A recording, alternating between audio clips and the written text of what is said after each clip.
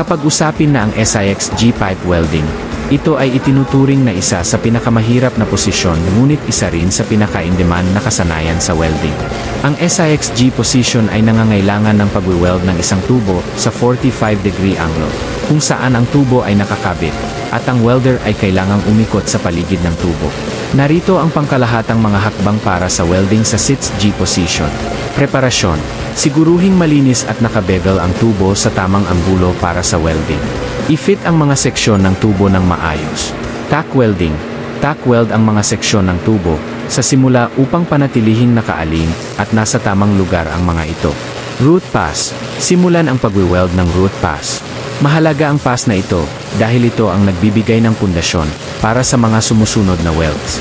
Karaniwan itong ginagawa gamit ang mas maliit na diameter ng electrode at nangangailangan ng welding sa isang konsistente at kontroladong paraan upang maiwasan ang mga defekto.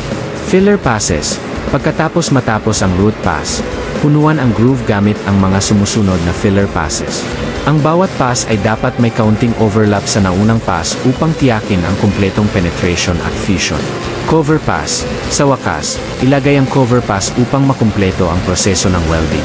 Ang pass na ito ay tumutulong sa pagbibigay ng karagdagang lakas at proteksyon sa weld. Visual inspection. Pagkatapos matapos ang proseso ng welding, dapat suriin ng visual ang weld para sa anumang defekto tulad ng mga crack, porosity, o hindi kumpletong fusion.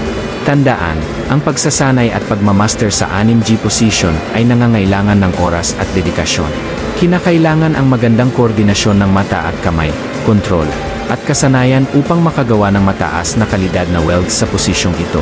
Magtuon sa tamang paghahanda, siguruhing malinis, nakabevel ng tama, at maayos na nakakabit ang tubo bago simulan ang proseso ng welding. Mag-practice sa tack welding. Pag-aralan ang sining ng tack welding upang mapanatili ang pagkakaalin at posisyon ng mga seksyon ng tubo ng epektibo. Perfektuhin ang root pass. Maglaan ng pansin sa pagwi-weld ng root pass dahil ito ang nagtatag ng pundasyon para sa buong weld. Panatilihin ang konsistensya at control upang maiwasan ang mga defekto. Mahusay na mag-fill ng filler passes. Punuan ang groove ng filler passes matapos ang root pass. Tiyakin na bawat pass ay may counting overlap para sa kumpletong fusion. Presisyon sa cover pass.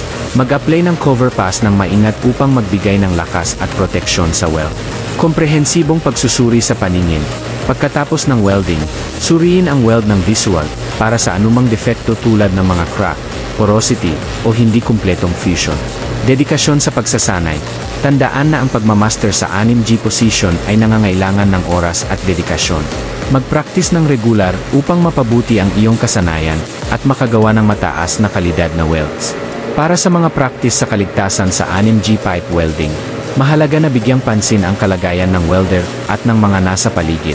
Narito ang ilang mahahalagang hakbang sa kaligtasan na dapat isaalang-alang. Personal Protective Equipment (PPE). Siguruhing magsuot ng angkop na PPE ang welder tulad ng welding helmets, gloves, flame-resistant clothing, at safety glasses upang maprotektahan laban sa sparks, UV radiation, at init.